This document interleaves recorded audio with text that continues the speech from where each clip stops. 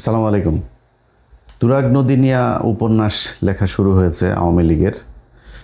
তো আওয়ামী লীগের একটা নির্দিষ্ট একটা বৈশিষ্ট্য আছে। ওদেরকে যদি আপনি সংজ্ঞায়িত করেন তাহলে মানে এভাবে বলতে পারেন যে বাংলাদেশের যত জাউরা বিজম্মা, তারপরে এই মানে পতিতালয়ে জন্ম নেয়া, এরপরে হইল গিয়া চোর বদমাইশ স্যাচোর, যত এই খারাপ লোকজন আছে টকেটমার মিলা সংগঠিত হয়ে শেখ মুজিব একটা দল করেছিল, এটার নামে আওয়ামী লীগ। তো ওদের চরিত্র মানে এদের মানে ইউনিটি এত সুন্দর, ওরা যদি একটা কথা বলে, একজন যদি বলে সেটা ওইটারে ওরা এমনভাবে সব জায়গাতে প্রতিষ্ঠিত করার চেষ্টা করে অ্যাজ ইফ এটা একটা সত্যি ঘটনা। ধরেন শেখ মুজিব মানে সবাই জানে যে 30 লাখ মানুষ মারা যায় নাই, 30 লাখের কথাটা উনি ভুল বলছেন, উনি 3 মিলিয়ন, এটা এই 3 লাখকে 3 মিলিয়ন বলে ফেলছেন। হ্যাঁ, এবং 3 লাখ যখন বলছে সেটা নিয়েও আপনারা এই সিরাজুর রহমান খানের সিরাজুর রহমানের ইন্টারভিউটা নিশ্চয়ই দেখেছেন। লন্ডনে উনি শেখ মুজিবকে যে কীভাবে বলেছিলেন যে 3 লাখ বিভিন্নভাবেই করে আন্দাজের উপরে। তো উনি 30 লাখ বললেন, এই 30 লাখ 55 বছর চললো, এখন মানুষ খায় না ওইটা, বাট ওরা কিন্তু ঠিকই প্রতিষ্ঠিত করেছে এবং ওরা এখনও ওইটাই বলে। ইভেন এখনও বিএনপির কিছু লোকজন, জামাতের লোকেরাও আবার এখন বলতে, জামাতের লোক দেখেন না, একজনের বাপ মারা গিয়েছে নাকি 1981 সালে, মানে তার জন্ম 1981 সালে, তার বাপ নাকি মারা গিয়েছে হইল গিয়া 1971 সালের যুদ্ধে। তো ও কেমনে পয়দা হুয়া সেটা আমরা জানি না। জামাতের লোকজন এখন জামাত হইতে মুক্তিযোদ্ধা হইতে চায়, তারপরে ডেইলি স্টার, প্রথম আলোর ভক্ত ফ্যান হইতে চায়, এগুলো তো প্রকাশ্যেই তারা এখন বলে।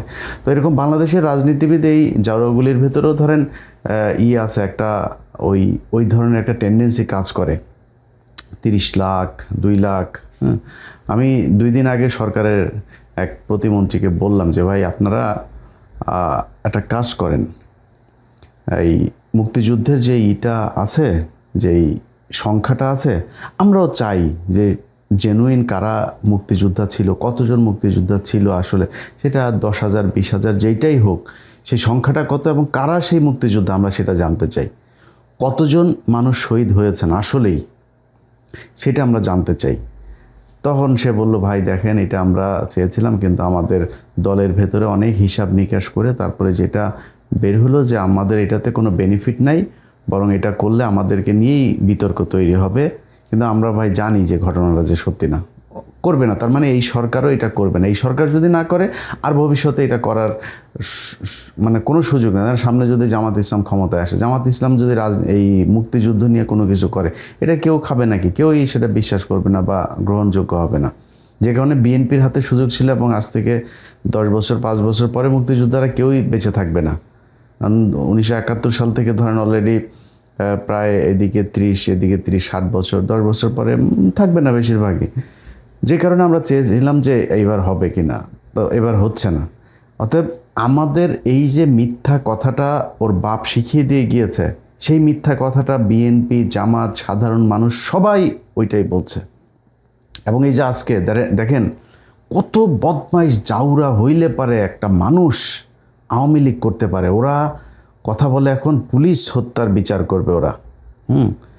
এতগুলো নিরীহ ছেলে পেলে, ছোট ছোট বাচ্চাদেরকে ওরা মানুষের চোখের সামনে, মানে এখন তার মুজিবের সময় না যে ওই জাসদ গণবাহিনী এদের লোকজনরে মারবেন, আমরা চোখে দেখব না, ভিজুয়াল কোনো কিছু নাই, এখন তো সব চোখের সামনে ঘটেছে।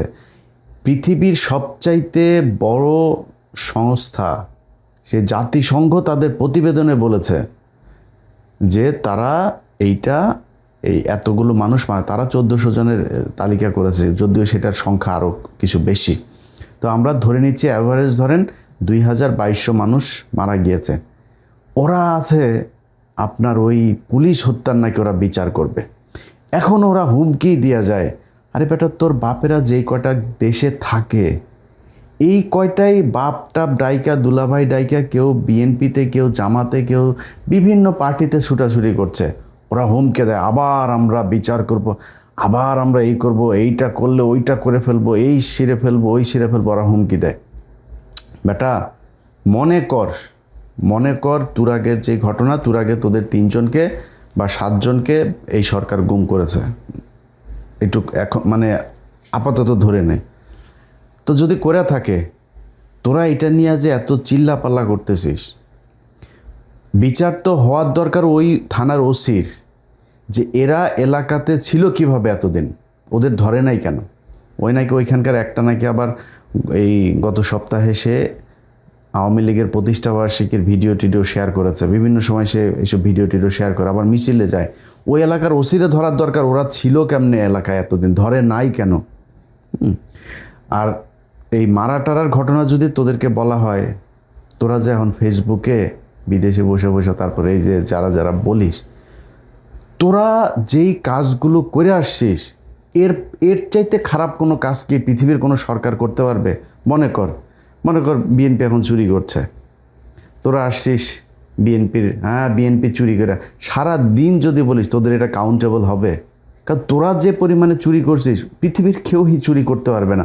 একটা 10,000 কোটি টাকার একটা পদ্মা সেতুরে তোরা 45,000 কোটি টাকা তোরা খরচ করছিস। এই 2 বিলিয়নের একটা 2.4 বিলিয়নের একটা পারমাণবিক বিদ্যুৎ কেন্দ্র, সেটারে তোরা $12 বিলিয়ন খরচ করছিস। ডাইরেক্ট রাশিয়া থেকে তোরা ঘুষে টাকা নিছিস ইউরোপে। এটা তো তোরা যে লুটপাট করছিস, বাংলাদেশের মানুষ চোখের সামনে দেখছে না সেটা? তোরা এখন যদি বলিস যে বিএনপি লুটপাট করেছে, লাভ আছে? ওরা এখন একজন আটক হইলেই বলে যে স্বৈরাচারী কায়দায় আমাদের এই অমুক নেতাকে আটক করেছে। আরে বেটা, তোরা কি করছিস কয়দিন আগে? তোরা 3 জনের পাওয়া গিয়েছে, মরদেহ পাওয়া গিয়েছে, তোরা 7 জনের মেরে ফেলছিস এই শীতলক্ষায়। তোরা এমন কোনো দিন নাই জঙ্গি নাটক করে মানুষ মারতি না। আজকে তোদেরকে যদি নাকি বিএনপির কিছু কিছু মানুষ তোরে মাফও করে দেয়, বিএনপির যেই মানুষগুলি নির্যাতিত হয়েছে, এই যে খিলগাঁয়ের জনি, প্রায় 15টা না 20টা গুলি তার বুকের মধ্যে করা হইল। একটা মানুষরে মারতে কি 15-20টা গুলি করা লাগে? করে তারপরে মারছিস তোরা। মানুষের গুম করে ইন্ডিয়াতে দিয়ে আসছিস, মানুষের গুম করে নদীতে ফেলছিস।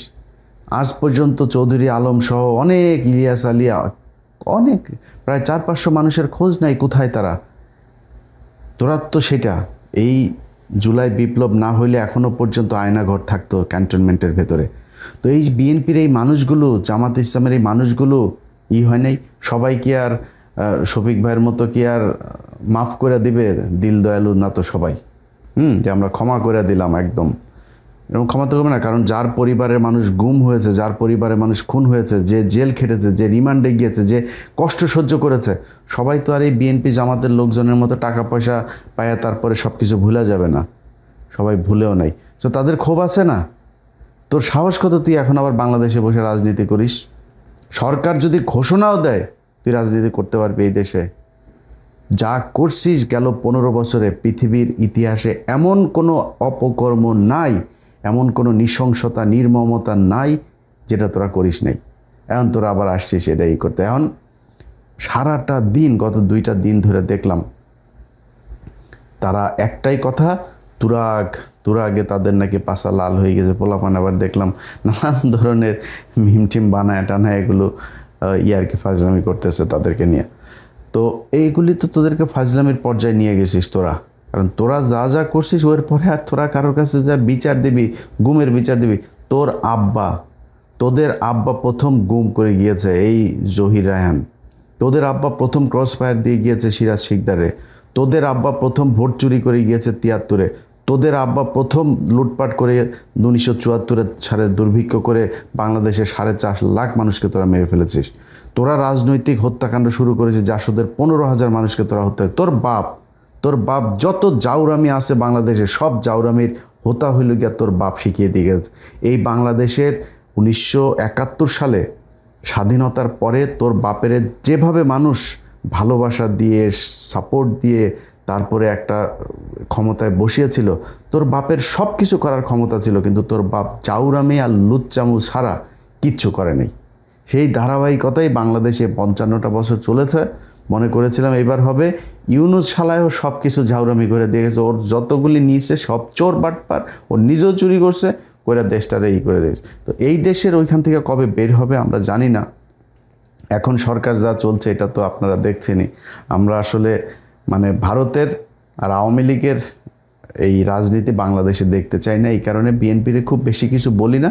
বাট দেশটা খুব ভালো চলছে না ওইটা আমরাও বুঝি, বাট সমালোচনা করবো কারে নিয়ে? আর কত?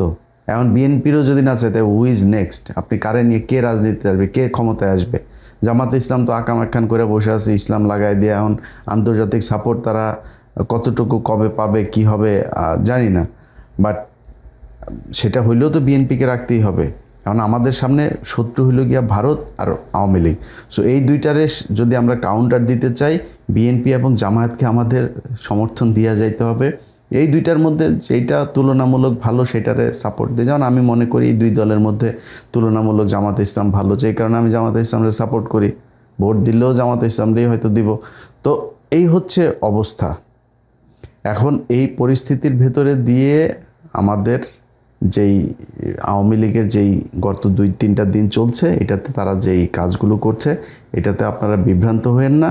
আওয়ামী লীগের কাজই হলো গিয়ে এইসব গুজব ছড়ানো এবং এই ধরনের ঘটনাকে দিয়ে তারা ইস্টাবলিশ করে। এই যে এক জাহানারা ইমাম দেখছেন না, এক ওরা মারা গিয়েছে, যে তার গালিটা দিলাম না, এই মাতারি ছিল হইল গিয়ে আপনার এই যে মানে এই এখনকার এই যে তসলিমা নাসরিন টাসরিন দেখেন না, এটার পূর্বসূরি এই বদমাশ, এটা ইন্ডিয়ান রয়ের টাকায় করতো।